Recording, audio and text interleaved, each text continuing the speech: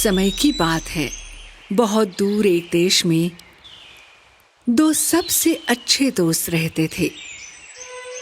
उनके नाम के और जेरडा थे। ठंडी सर्दियों की रातों के दौरान के और जेरडा की सबसे बड़ी मौज मस्ती जेरडा की दादी के साथ परी कथा का समय था। बर्फ और ठंड कहाँ से आती हैं? जेरडा ने पूछा। बहुत दूर से, उसकी दादी ने जवाब दिया और अपनी कहानी सुनानी शुरू की। बर्फ और बर्फ से ढका एक राज्य था। बर्फ की रानी बर्फ के महल में अकेली रहती थी, जो पूरी तरह से उसने अपने जादू से बनाया था। बर्फ की रानी बहुत सुंदर और बर्फ की तरह थी, लेकिन स्नो क्वीन बुरे दिल की थी और जादुई और ठंडे बर्फ के महल में बहुत सारे चमत्कार छिपे हुए थे। बर्फीला दर्पण उनमें से एक था। स्नो क्वीन की बुरी नजरें इस बर्फीले दर्पण के माध्यम से ही दुनिया में होने वाली हर चीज को देखती थी। ठीक उसी समय जेरडा ने बर्फ की रानी को खिड़की के पीछे से उन्हें देखते हुए देखा। दादी, देखो, ये बर्फ की रानी है जो खिड़की से हमें देख रही है। मुझे यकीन है कि ये सिर्फ एक बिल्ली है जो ठंड से कांप रही है। दादी, क्या स्नो क्वीन सच में यहाँ आ सकती है? उसे कोशिश करने दो। मैं उसे इतनी तेजी से चिमनी में फेंक दूंगा, वो पिघल जाएगी और जल रानी में बदल जाएगी। बर्फ के दर्पण से देखते हुए बर्फ की रानी ने सुना कि के ने क्या कहा। तो तुम मुझे चिमनी में फेंक दोगे और मुझे पानी की रानी बना दोगे? हाँ, बर्फ की चमक, मेरी शक्तियों के साथ उड़ो। उस लड़के को ढूंढो, उसकी आंखें और दिल मेरा बना दो। उसकी दृष्टि उसके आसपास के हर चीज के लिए दुष्ट हो जाए और उसके दिल से प्यार खत्म हो जाए। बर्फ की रानी ने बर्फ की चमक दिखाने का आदेश दिया। अचानक जेरडा के घर के सामने एक बर्फीला तूफान चलने लगा। बर्फ की चमक तेजी से जेरडा की ओर बढ़ रही थी। क्या हो रहा है इसके बारे में उत्सुक होकर के ने खिड़की खोली। जेरडा तुरंत चिल्लाई, के रुको! लेकिन बहुत देर हो चुकी थी। मेरी आंखों में कुछ चले गए। मेरा दिल, कुछ हो रहा है। और उसी क्षण बर्फ की रानी का अभिशाप बर्फ की चमक से पूरा हुआ। उसकी आंखें और दिल पर आघात हुआ और वो कोई दूसरी व्यक्ति में बदल गया। जेरडा ने उससे पूछा कि क्या हुआ था, लेकिन के उस पर चिल्लाया, कुछ नहीं, मैं ठीक हूँ, मुझे अकेला छोड़ दो। ये अजीब था। के ने कभी जेरडा के प्रति इस तरह असभ्य व्यवहार नहीं किया था। वो बस ये नहीं समझ पा रही थी कि अचानक उसने ऐसा व्यवहार करना क्यों शुरू कर दिया। के का अशिष्ट व्यवहार अगली सुबह तक जारी रहा। जब के बगीचे से बाहर अपनी स्लेज ले जा रहा था, जेरडा ने उससे पूछा कि वो कहाँ जा रहा है। वो फिर से उस पर झपटा। वो अपनी स्लेज पर कूदा और दूर चला गया। जेरडा उसके पीछे भागी, लेकिन उस तक नहीं पहुंच सकी। अचानक उसकी स्लेज पर स्नो क्वीन प्रकट हुई और के ने उसका पीछा करना शुरू किया। जेरडा स्तब्ध थी और कुछ नहीं कर सकी, क्योंकि वे दोनों दृष्टि से ओझल हो गए थे। बर्फ की रानी उसे अपने महल की ओर ले जा रही थी। जेरडा ने अपनी खिड़की में खड़े रहकर कई दिन बिताए और के वापस आने का इंतजार किया। दिन और महीने बीत गए और सर्दी खत्म हो गई, लेकिन अभी भी के का कोई संकेत नहीं था। अब और इंतजार नहीं हो सकता था। जेरडा ने अपना मन बना लिया। केवल अपनी दादी द्वारा दिया गया दर्पण लेकर वो अपनी सबसे प्रिय मित्र के तलाश में निकल पड़ी।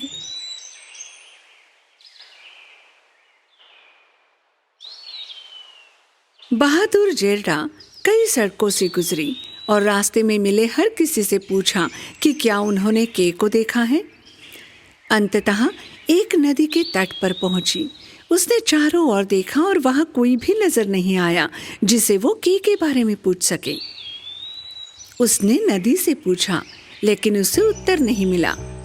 उसी क्षण एक सीगल उसके पास आ गया। नदी के पास निश्चित रूप में आपके लिए एक उत्तर होगा, लेकिन उससे पहले आपको एक उपहार देना होगा। जेल्डा ने अपना प्रिय नेकलेस निकाला और उसे नदी के पानी पर रख दिया। अचानक एक चमत्कार हुआ और कहीं से एक छोटी सी नाव उसके ठीक सामने आ गई। जेल्डा ने सोचा कि नदी को उसका उपहार पसंद आया और वो उसका बदला चुका रही है। जैसे ही वो नाव पर चढ़ी, नाव अपने आप चलने लगी। उसी क्षण एक कौवा उसके सिर के ऊपर से उड़ने लगा। ऐसा लग रहा था मानो वो उससे कुछ कहना चाह रहा हो। इसीलिए जेल्डा ने उसका अनुसरण करना शुरू किया। वो कुछ देर तक कौवे का पीछा करती रही, जब तक कि वे बर्फीले समुद्र तक नहीं पहुंच गए। बर्फ के ठीक नीचे एक पुराना सा समुद्री डाकू जहाज था, जहां कौवा उड़ रहा था और उतर गया। जेल्डा ने अपनी नाव पर उसका पीछा किया और जहाज की ओर चल पड़ी। तो क्या मैं रानी के महल तक इसी तरह पहुंच सकती हूँ, इस समुद्री डाकू जहाज के साथ? डेक पर समुद्री डाकू दिखाई दिए और उनमें से एक समुद्री डाकू लड़की जेल्डा के पास पहुंची।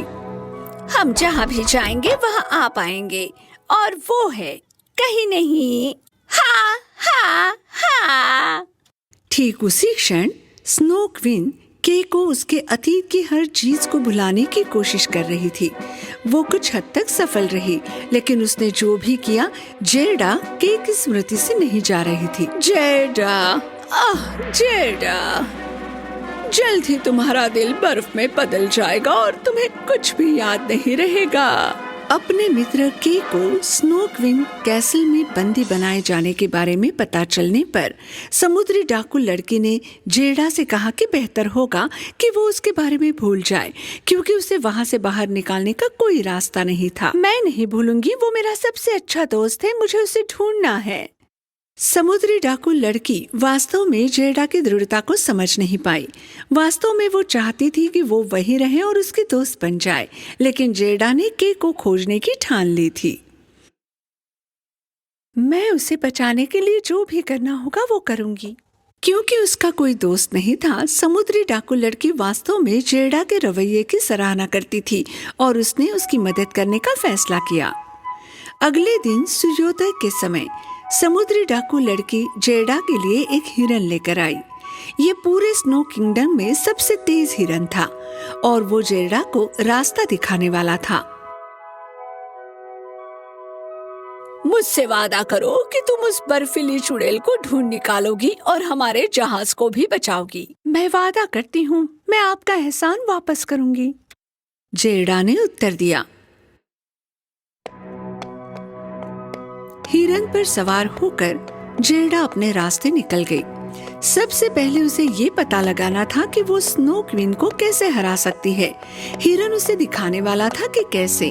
एक लंबी यात्रा के बाद वे उत्तरी ध्रुव पर पहुँचे। एक बूढ़े बुद्धिमान व्यक्ति ने उनका स्वागत किया। तो आपने आखिर मेहनत तोड़ ही दिया, हाँ? जेल्डा को समझ नहीं आया कि बुद्धिमान व्यक्ति को उसके दर्पण के बारे में कैसे पता चला, लेकिन फिर भी वो जानती थी कि वो सही जगह पर आई है। इसलिए उसने अपना दर्पण निकाला और उस व्यक्ति को दिखाया।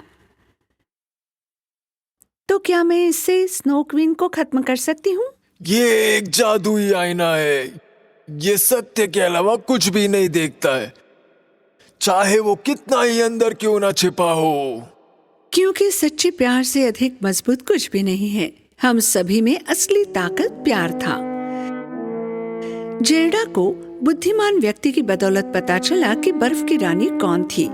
अगर वो सच्चाई प्रकट कर सकती है तो वो उसे हरा सकती है। क्योंकि वास्तव में अतीत में स्नो क्वीन एक अच्छी लड़की थी, प्यार से भरी हुई।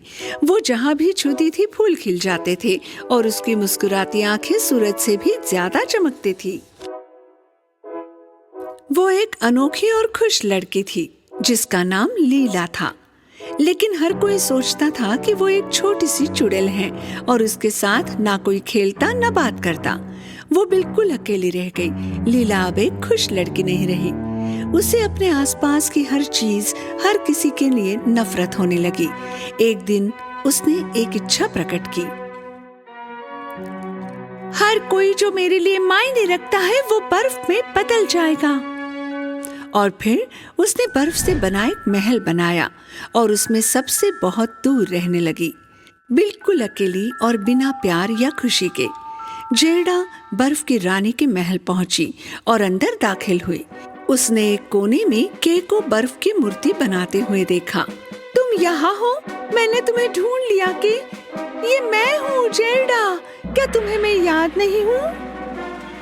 के ने जेड़ा को देखा, लेकिन उसने उसे नहीं पहचाना। हाँ हाँ हाँ, उसका दिल यहाँ मौजूद हर चीज की तरह बर्फ में बदल गया है। जेड़ा ने इस बात पर कोई ध्यान नहीं दिया कि स्नो क्वीन क्या कह रही थी। उसे जाने दो, वो अब मेरा है। मैं तुम्हें भी बर्फ में बदल दूंगी। नहीं, आप ऐसा नहीं कर सकती। के, मैं तुमसे प्यार करती हूँ। के को धीरे धीरे याद आने लगा। हाँ, मैं तो तुम्हें जानता हूँ जेरेडा। क्रोधित होकर बर्फ की रानी ने अपनी छड़ी प्रकाश की रफ्तार से तेजी से घुमाई और बर्फ के अभिशाप से बाहर आई। ठीक उसी क्षण जेड़ा ने अपना दर्पण निकाला और उसे अभिशाप के सामने पकड़ कर रखा। दर्पण पर प्रहार करते हुए अभिशाप गायब हो गया और वो क्षण आया। बर्फ की रानी ने जेड़ा के दर्पण को देखा, केवल ये देखने के लिए कि ये उसका प्रतिबिंब नहीं था जो उसने दर्पण में देखा था। ये एक छोटी सी लड़की का चेहरा था, लीला का चेहरा। अचानक स्नो क्वीन अपने छोटे और प्यारे खुद के पास लौट आई और फिर से लीला बन गई। बहुत बहुत धन्यवाद। अब मुझे पता है कि मैं वास्तव में कौन हूँ। मैं फिर से आजाद हूँ। अलविदा। के और जेडा ने एक दूसरे को देखा और मुस्कुराए। अब से वे कभी अलग नहीं होंगे और वे एक साथ बढ़ेंगे, बिल्कुल उन गुलाबों की तरह जो उन्होंने अपने आंगन में लगाए थे।